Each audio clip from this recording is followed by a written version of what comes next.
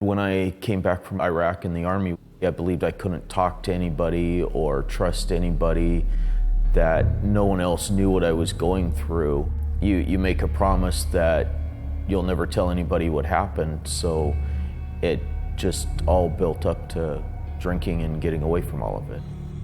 Before I entered recovery, I believed that I wasn't wanted, I wasn't good enough for anybody to love me. In the Army, you work hard, you party harder, so it was okay to drink because you did the work. One of the false beliefs with drinking was that you could leave reality. You wouldn't have to worry about the problems would take care of themselves, and you wouldn't have to worry about anyone loving you or feeling loved, and all of the problems from Iraq and the Army would go away.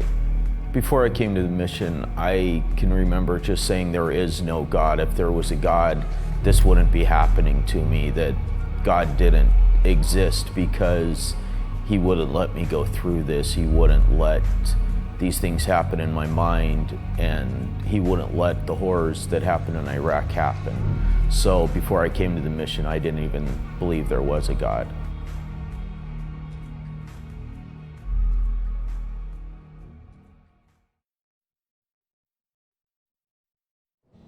The messages that I heard growing up about myself were that I was stupid, that I was weak, that I wasn't capable of surviving on my own. To have boundaries was not okay. I was just unwanted and unlovable. One of my biggest obstacles in life was the fear of being weak, and I thought that asking for help and showing emotion was weakness, and it led to me not making genuine heart connections with people. I put a wall up to feeling God's love in a tangible way. I stayed somewhat disconnected, believing that God couldn't personally love me, that He just loved me in a general sense because He was God and it was kind of His job to love everybody.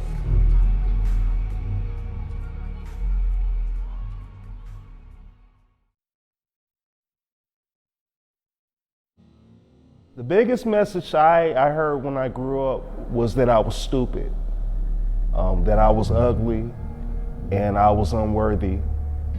I felt really inferior, and I really never had a high self-esteem about myself. Relationships, they either leave me or they die, they move on, but I was unworthy of relationships at all. And that was motivated by fear. I felt like nobody liked me. I felt that I'd be rejected anywhere I went.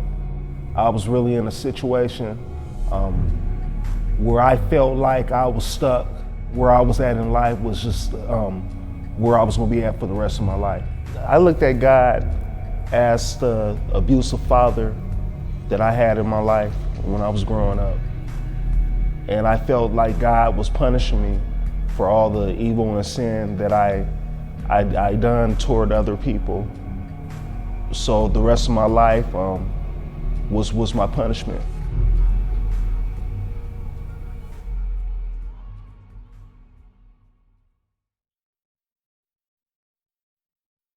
I really didn't think I had any worth. I didn't believe God loved me. I think I believed automatically that others didn't like me, which made it very difficult for me to trust other people or myself. I believed I had to be perfect in order to win approval.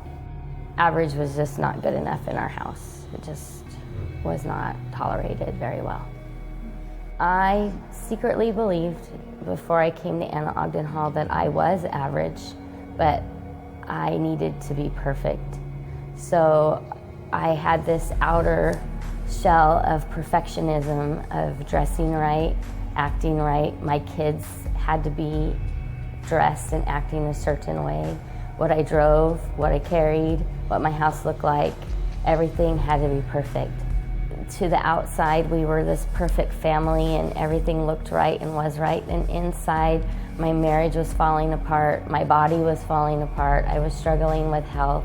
I was drinking to cope with the death of my best friend. I had attempted to take my life, and I failed at that attempt, which for me was just another failure. I just thought, God, how can you possibly love this?